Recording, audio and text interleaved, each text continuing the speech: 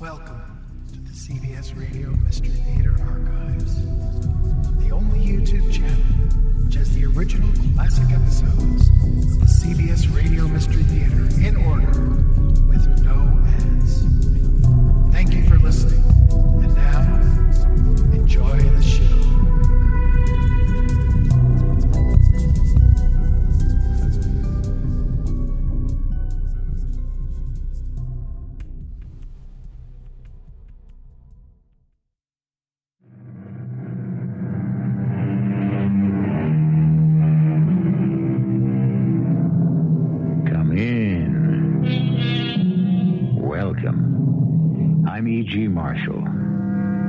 You cannot fly like an eagle with the wings of a wren. Ordinarily, this proposition would be only of interest to wrens, and not to all wrens either.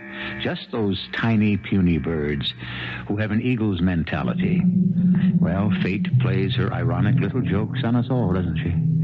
Sometimes the smallest people can get the biggest ideas. The piranha, a fish that's half the size of your little finger, is more than a match for the whale, which could be twice the size of your house. Rudy, that gun. Yes, Ramona. What are you going to do with the gun? What does a person usually do with a gun? You can't kill me. Oh, yes, I can. No, Rudy.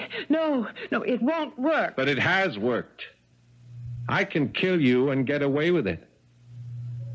Didn't I do it before? Didn't I also kill you 25 years ago?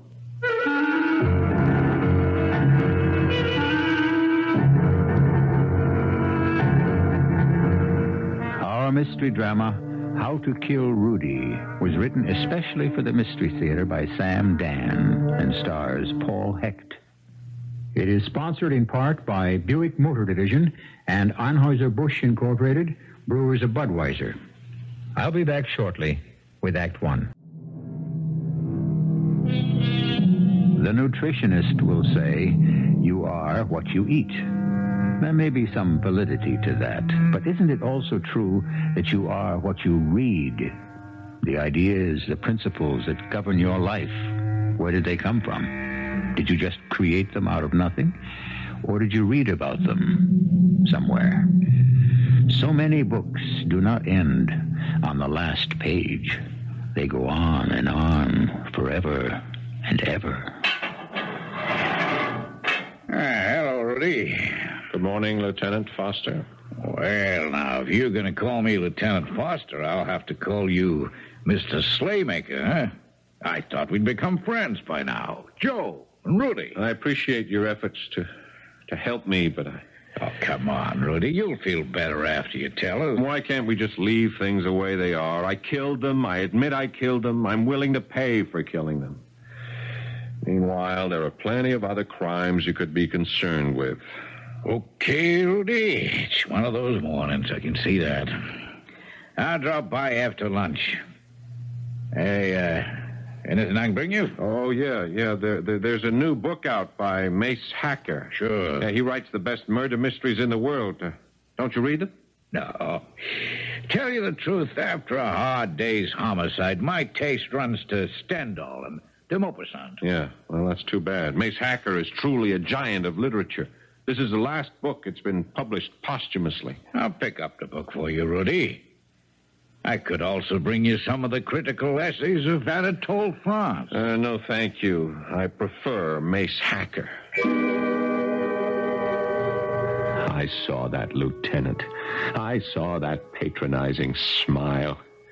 You are a literary snob. Just let me tell you something, Lieutenant. If you'd read Mace Hacker, you'd know beyond all shadow of a doubt why I killed him. You'd realize what destiny is. Destiny. This is the story I'll never tell you or anyone else. My story, my very own story, as written by destiny in the form of Mace Hacker. Well, to begin with, life was pleasant. Some would have found it placid. But not I. I had Ramona, the loveliest woman in the world for my wife. Oh, dear, I had no idea it was so late. Oh, no, it's all right. No, it's not all right. A wife should make her husband's breakfast before he leaves for work. Oh, all I ever want is coffee. That's easy enough. No, you want more than coffee, and my job is... Dearest, I'll miss my bus. Oh, Rudy, darling, you're so kind, so patient, so understanding. I can see you're sleepy. You just go back to bed, huh? Oh, darling, you're so good to me. I love you, Ramona. And I love you. Where would I be without you? Must have missed the bus. Jack Jessup glowers at me if I come in late. He glowers by that mean old thing. Yeah, although recently he's taken to coming in late himself. Is that so? Yeah. Some days he doesn't get in till 10:30, 11 o'clock. Something ought to be done about that. What? He's the boss, darling. And besides, the less I see of him, the more work I can get done. Oh, you're just too nice for your own good. Well, can't finish my coffee. Have to run. That's how it was at home with my wonderful Ramona. Of course, at the office, things were... Well, I didn't have an easy time of it. Because Jack Jessup was not an easy man to work for. Rudy, why didn't we bid on this North Side project? How could you be so...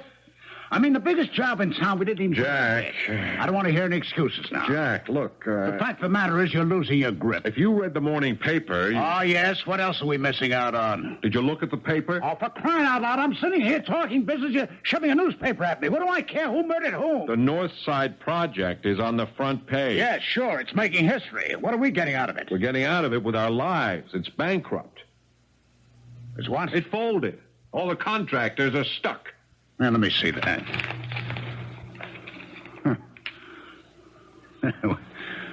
Well, sure. What did anybody expect? You know that gang that's in there. They've been involved in one shady deal after another. Well, we'll see if their City Hall connections keep them out of jail this time. What'd I tell you? The minute I heard who was in it, keep away from that North Side project. Isn't that what I always said? Yeah, that's what you always said. And as I recall, you suggested preparing a bid, didn't you? Well, let this be a lesson. Look behind the corporation. And doesn't this prove it? Oh, yeah, sure does.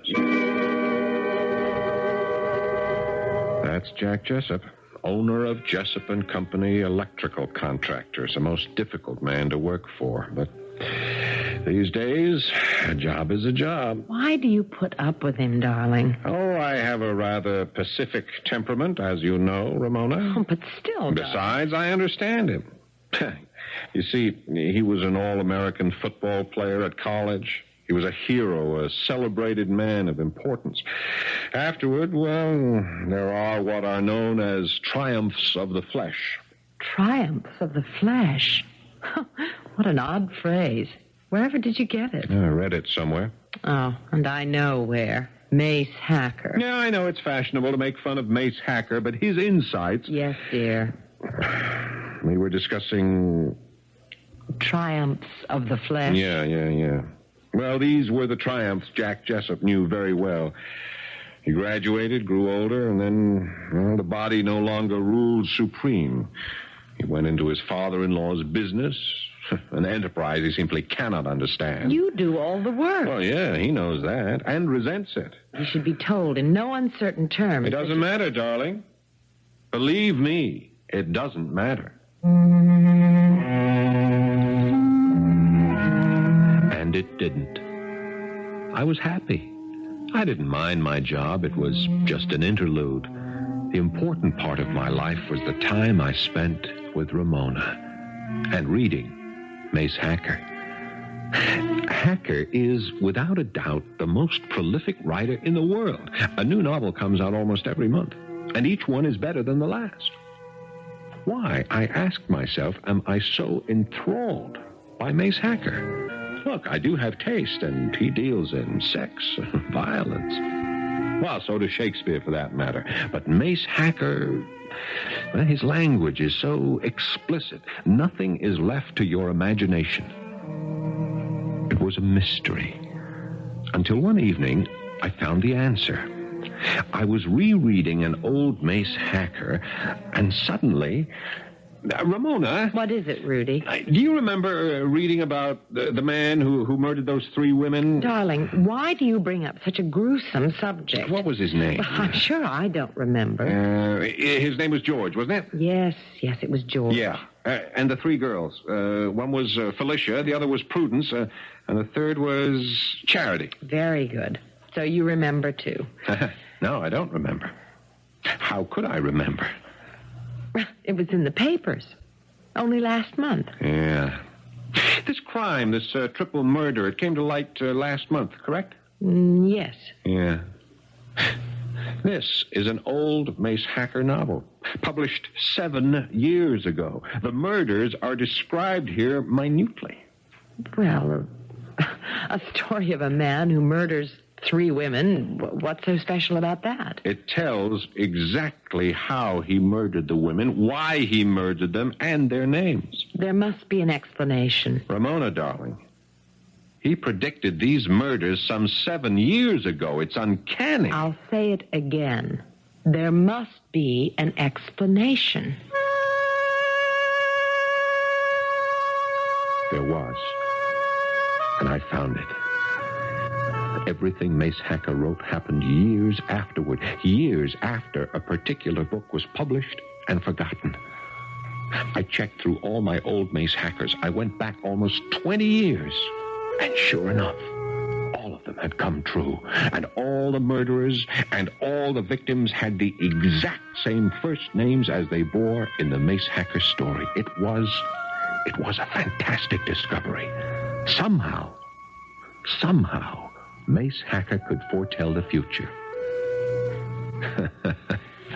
My story, Lieutenant. Yeah, the story I'll never tell you or anyone else began on the day of the building contractor's annual golf tournament. I'm a rather indifferent golfer myself, poor actually, but Jack insists that I play in the same foursome because he, being a scratch golfer, has an opportunity to feel superior. Keep your head down, Rudy. You're bending that elbow.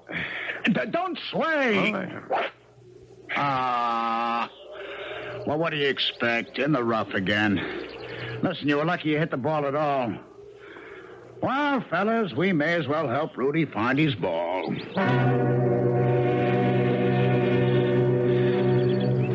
Do you see any signs of it, Mr. Slaymaker? No, I don't believe so, Mr. Tallow. I don't think we'll ever find that ball.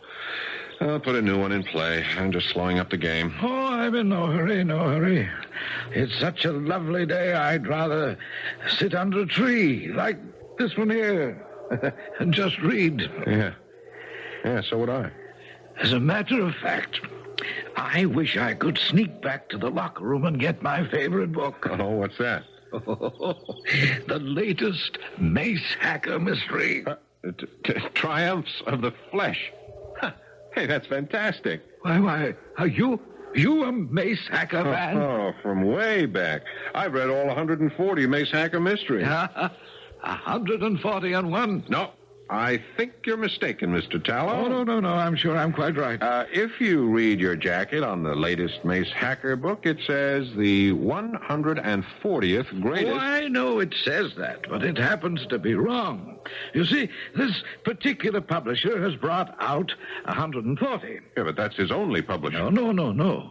The very first Mace Hacker was called... Yeah, I know what it was called. Death is a Lonely Woman. I'm sorry, but that's not so. Mr. Tallow, I don't like to boast, but I can name all 140 of Mace Hacker's books. Oh, I'm sure you can, my boy. But there is one other book. His very first. It was with another publisher long since defunct. Huh. I've never heard of it. Few people have. A fantastic book. Oh, yeah? What was it called? Why, the name of it is Rudy, Jack, and Ramona.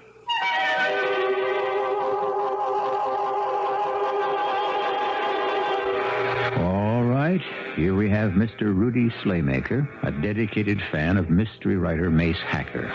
And why? Because Rudy is convinced that Hacker's stories are all prophecies of murders that will occur in the future. Hacker even names his fictional characters after the real-life ones, who will one day make his tale come true. You only have a few moments intermission until I return with Act 2. Rudy Slaymaker is 40 years old. Quiet, shy, even retiring. A man who sincerely believes in turning the other cheek. He is convinced that a soft answer turneth away wrath. Rudy Slaymaker, who, despite his rather threatening last name, is really a man of peace, has just received an intimation that he is about to be involved in a murder. What did you say the name of that book was, Mr. Tallow? Rudy, Jack, and Ramona. That's impossible. Impossible? Why is it impossible? Oh, because It was Mace Hacker's very first published work. A rather small-time publisher who went out of business shortly afterward. And then Mace Hacker caught on with the present firm where he's been ever since. Rudy, Jack, and Ramona. What is the book about? I don't know. Do you know? I've never read it. I've only heard about it. However, I would assume one of them kills the other two, wouldn't you? Yeah, where could I get a copy? Oh, I don't think you can. The book's out of print and the publisher is out of business. Rudy, Jack, and Ramona. It's probably the only cast of characters that didn't come true. What do you mean? Well, you call yourself a Mace Hacker fan and you ask that. You know what I mean. After he writes the book, somewhere, that story really comes true. Same names, everything. Well, Do you remember any murder cases involving 3 people named Rudy, Jack, and Ramona? Rudy, Jack, and Ramona. I'm Rudy. My boss is Jack. My wife is Ramona. I felt a cold chill down my spine. I didn't know what to do.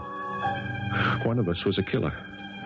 But which one? I must find that book. I must. I haunted all the second-hand bookshops. I rode away to the companies that specialize in finding rare books. And then, one day, after considerable trouble and quite a bit of expense...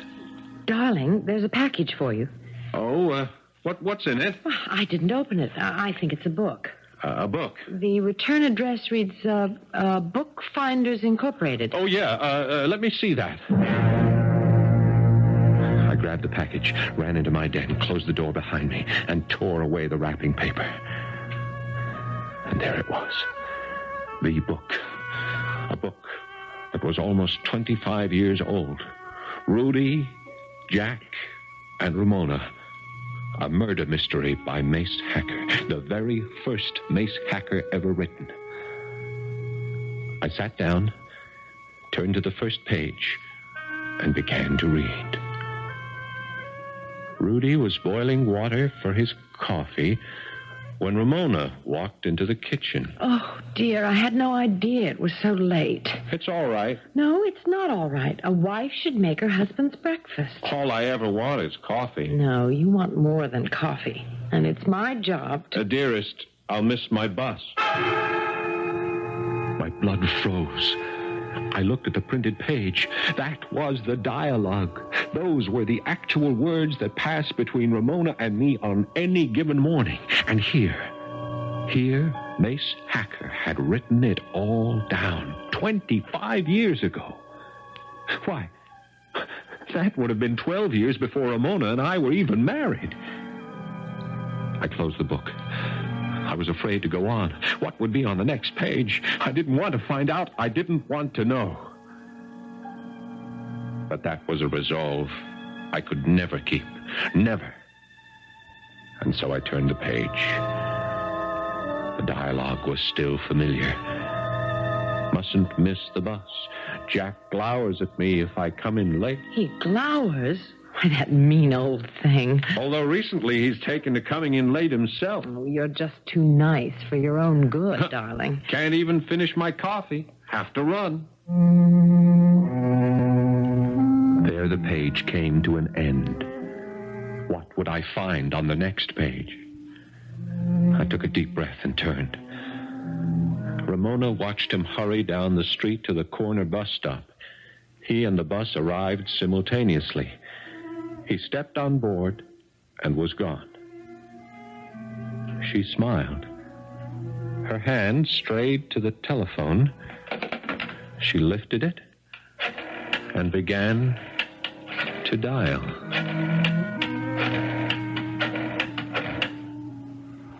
Hello? Hello, Jack, darling. He's gone. Yes, he just got on his bus. Oh, yes. Get here as fast as you can. You know I do, darling.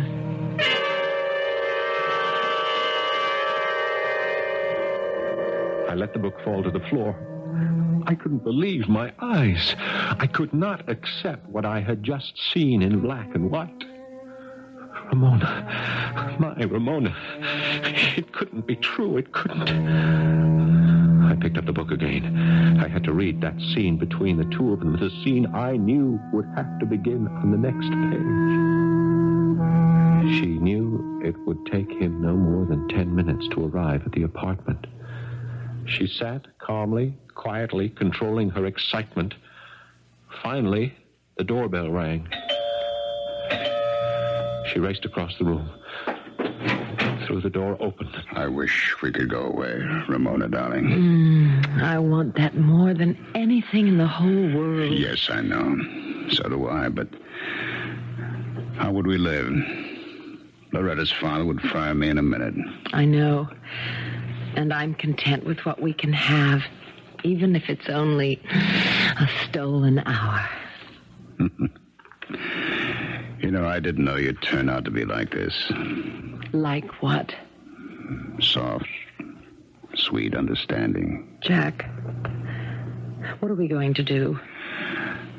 I should divorce Loretta and you should divorce Rudy.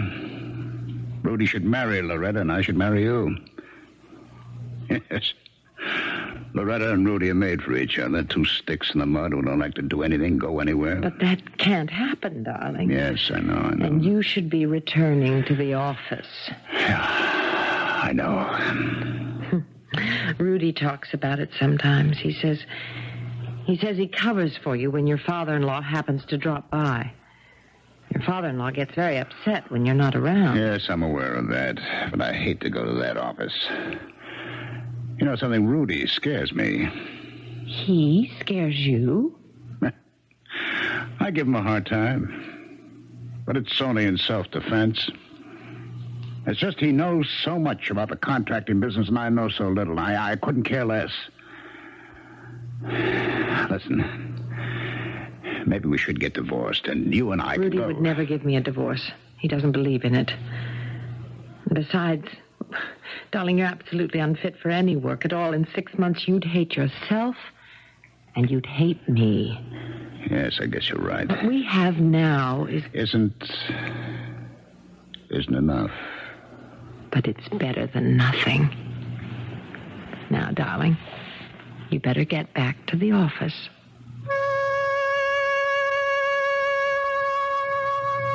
Those were the next 3 pages of dialogue.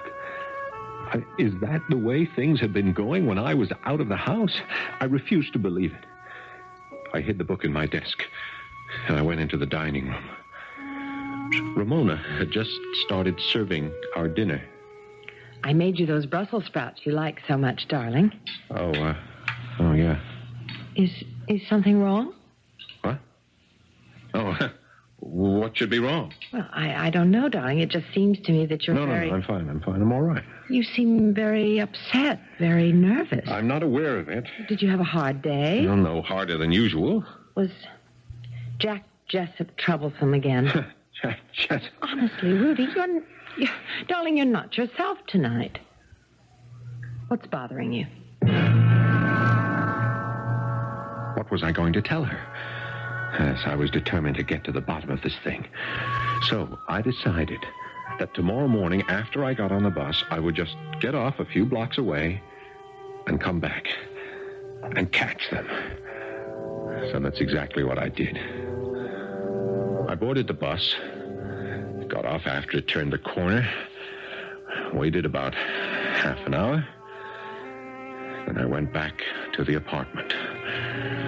I opened the door very carefully, quietly, I could hear music on the radio. And suddenly... Rudy, what are you doing home? What am I doing home? Goodness, you scared me. I heard the door open. I couldn't imagine who... Oh, I forgot something. Oh, I'm sorry. Yeah, I better get it. It's in the bedroom. Oh. Yeah, in the bedroom. He wasn't there. Nobody was in there or anywhere else either. So what did that mean?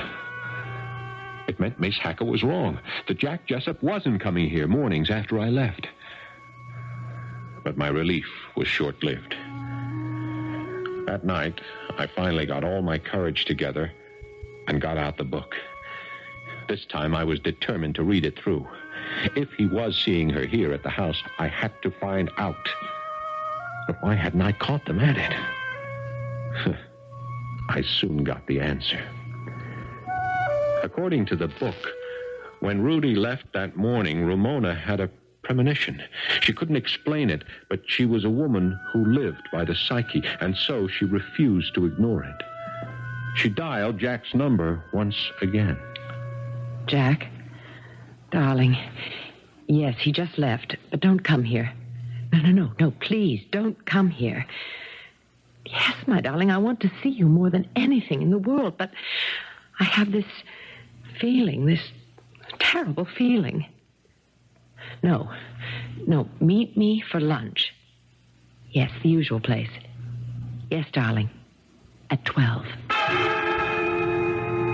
She hung up the phone.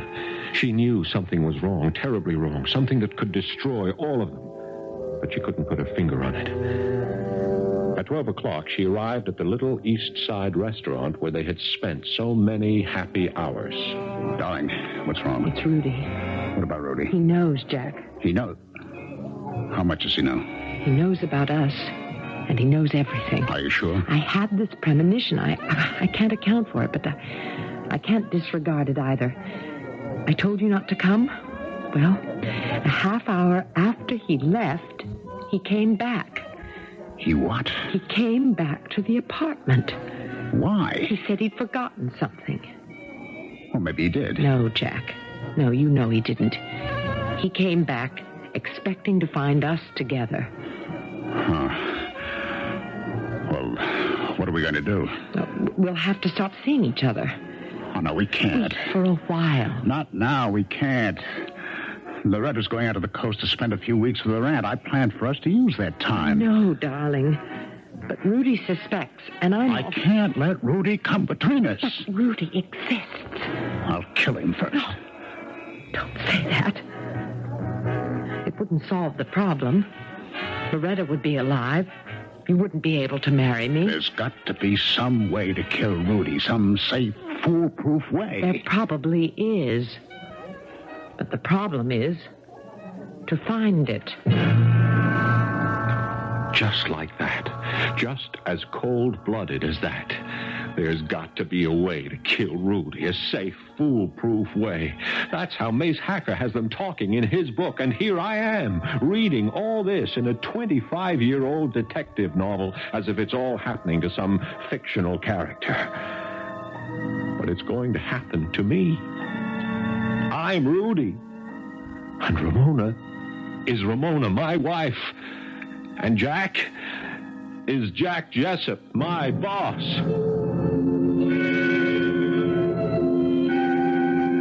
Well, it looks as if our hero, if he is a hero, could very likely be in the soup. However, Rudy has an advantage. Rudy knows something that evidently Jack and Ramona are unaware of. Rudy has a copy of the script to this little scheme. Assuming, of course, that A, it's a scheme, and B, there's a script. I'll be back in just a few moments with Act 3. Our story thus far concerns Rudy Slaymaker, who is in a prison cell where a homicide detective is urging him to make a confession. Well, Rudy isn't paying very much attention. Rudy is reviewing the events in his mind. And as Rudy relives them, he is convinced no one would ever believe him. He may be right. It was out in the open. They realized I knew about their affair and that they would have to find an opportunity to kill me. And since all this had been carefully plotted out some 25 years ago by Mace Hacker, all I had to do was to continue reading about it in Hacker's book, Rudy, Jack, and Ramona. You think that's easy? Suppose someone handed you a book and said, here is the story of the rest of your life. Would you be anxious to read it? I would have thrown the book away, but I had to read it because my life depended on it. So, from the book, I continue. Ramona Slaymaker led a double life with brilliance and flair. She was Jack Jessup's ardent lover, and she was also Rudy Slaymaker's wife. Then, one afternoon, the bell rang. She opened the door. Her eyes grew wide with fright. Jack! Ramona, darling. You shouldn't come here. I know. Rudy suspects. He could do something desperate. I just had to see you before I left. Where are you going? To the coast. Loretta. What about Loretta? She's dead. Oh, my. Yes, she was thrown from a horse at tavern this morning. Oh, I am sorry. I had to see you. I'm on my way to the airport, but I had to stop here first. Ramona, I can't pretend to be overcome by grief. I know, darling. For years, there's been nothing between Loretta and me, so now I've got to tell you that we've got to start planning. Planning? Planning what? Oh, come on. You know very well what. We'll have to find a way to kill him. Yes. You see, that means you'll be a widow, I'm a widower. My father-in-law can have no objection to our marriage. He'll even think it's logical for us to get together, and you'll be an excellent mother to his grandchildren. What we're doing is wrong, Jack. It's murder. My darling, it's the only way we can find happiness. I looked up from the book. Finally, the plot was arranged to kill Rudy, to kill me. That was the way Mace Hacker had written it. It had worked out for Hacker because he could kill off Loretta, Jack's wife. But in real life, Jack's wife, Loretta, was still very much alive. And as long as she was alive, there was no point in their trying to kill me. And then one day, I was at the office. The telephone rang. It was Loretta's father. Rudy? Yes, sir. I don't want to be the one to break this to Jack, but I'm afraid I have very bad news. What is it, sir? It's Loretta. Loretta? Poor Jack. I know how much she meant to him. It's very bad. Tell him Loretta's dead. She was out riding and the horse stumbled. Loretta was dead. Jack's wife dead. And that meant that the way was clear to kill me, that I would soon be dead. I read the rest of the book as quickly as I could. How clearly Mace Hacker wrote it down. He likes to go for walks at night near the river where it's deserted. I keep telling him how foolish it is. Well, right near the old bridge, there's a clump of birch trees. I'll be waiting there. When he comes by, I'll shoot him. Oh. I'll take his wallet, watch, and his ring so it'll look like burglary. Jack. Yes, what is it? Be careful, darling. Of course, my dear. Next time he goes out walking, call me. Now I knew what I had to do. I had to see Mace Hacker. I had to talk to Mace Hacker. But I ran into trouble. Nobody seemed to know Mace Hacker. Nobody had an address. There had to be something, some line on Mace Hacker. At the publishers, they maintained a stony silence, but I knew how to break through that. $50 invested in the right people can bring you all sorts of useful information. And so, in a few days, I found myself in a modest apartment building, and a small, neat plate on the door read, M. Hacker. I rang the bell, and an incredibly old lady answered the door. Yes? I am looking for Mace Hacker. Go away. Please, it's a matter of life and death. That means nothing to me. Please, you must let me see Mace Hacker. You can't turn me down. Very well. Come in. Thank you. I can't tell you how grateful I am. Tell Mr. Hacker I won't take too much of his time. Mace Hacker has little enough to spare. Oh, I'll wait. For what? For Mace Hacker. I am Mace Hacker. You? Yes. But you... I'm a woman. Does that mean anything? But Speak quickly.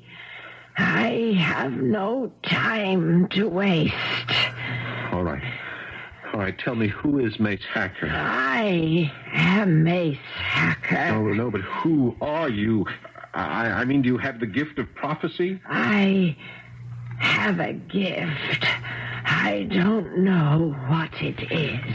You write stories about murder, and years later they come true. Do they? Oh, yes, even the people's names. How do you account for it? How do you account for it? Look, I came here for answers, not questions. There are no answers. There are only questions. 25 years ago, you wrote a book called Rudy, Jack, and Ramona. Did I? It's about me. It's about me, my boss, and my wife. Is it? How did you know about us? How? I mean, even the words we speak to each other in private, how did you know? I'm very tired. I usually nap about this time. How did you know? Never been so tired, so sleepy. Tell me first. Tell me. Goodbye, No. Rudy. No, don't go to sleep. Tell me what I must do. I've already told you. It's in the book. In the book. Follow the book. Mace Hacker closed her eyes and never opened them again. I went home, read the rest of the book, and I found the little .22 caliber pistol I kept in a desk drawer, made sure the clip was filled. I put the gun in my pocket, and I went into the living room where Ramona was sitting. Hello, darling. Lovely night. I think I'll go for a walk. At this hour? Well, there's a bright moon. Would you like to come? No, dear. I have a slight cold. Ah. Well, I won't be long. Don't walk too far, and please, dear, do be careful. Yes, I would be very careful. I headed for the clump of trees near the bridge. I'd get there before he would. She couldn't call before I left the house, and that was just the head start I needed. I arrived at the bridge. I hid behind the trees, and I waited. I waited until I heard the sound of footsteps. I waited till he came into view, till he was almost upon me. And then I fired. The little pistol barked like an angry dog in the night. He fell on his face in an ungainly sprawl. He was dead before he hit the ground. So much for Jack Jessup. And now I must finish the story the way Mace Hacker had commanded me to finish. I walked home. Slowly, very slowly, I opened the door. And when she saw my face, a look of terror came into her eyes. Rudy. Surprised to see me, Ramona. Surprised? Why should I be surprised? It wasn't supposed to work out this way, was it? I don't know what you're talking about. I'm sure you do. Rudy, what are you doing with that gun? What do people usually do with a gun, darling? No, Rudy, no. Have you gone crazy? Goodbye, darling. Why? Rudy, why? You had your friend Jack try to kill me. You told him I'd gone for a walk. But I saw him first. I killed him first. And now you... Rudy, I don't know. And Your affair with Jack is over. What affair? Rudy. You're killing me for nothing. For nothing. Don't lie. Nothing. Why would I have an affair with... You should not have died with a lie on your lips. Yes? Rudy, did you take home the figures on the Marine project? Jack. Hello. Rudy, this is Jack Jessup. Rudy, are you okay? You see, I killed her because I thought that she was... But it was wrong. And that man who was there by the bridge, guess it wasn't Jack. Which means she didn't tip him off. And I guess they weren't having an affair, but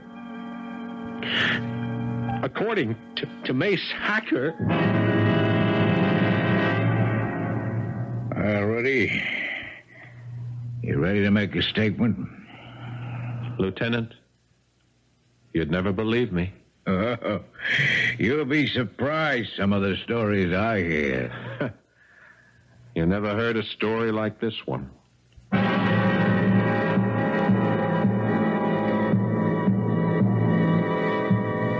And neither did the jury. So they voted to put Mr. Rudy Slaymaker away for the rest of his life. A pity. He certainly thought it was self-defense. For all we know, maybe it was. You just stay there, and I shall return in a few moments. Who was Mace Hacker? We'll never know. And who was Rudy Slaymaker? We'll never know that either. Because Rudy has reached a point where he doesn't know himself. It could even be seriously doubted that the book Rudy, Jack, and Ramona ever existed. Don't worry about it. There are times late at night, in the dark of the moon, when you can believe that nothing exists. Well, we do, 7 times each week.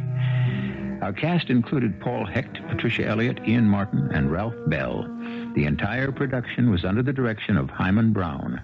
Radio Mystery Theater was sponsored in part by True Value Hardware Stores and Contact, the 12-hour cold capsule.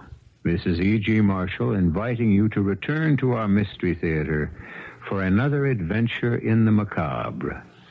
Until next time, pleasant dreams.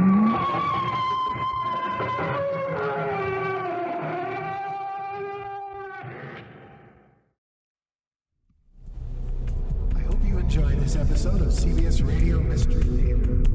If you've enjoyed this and want to hear more, please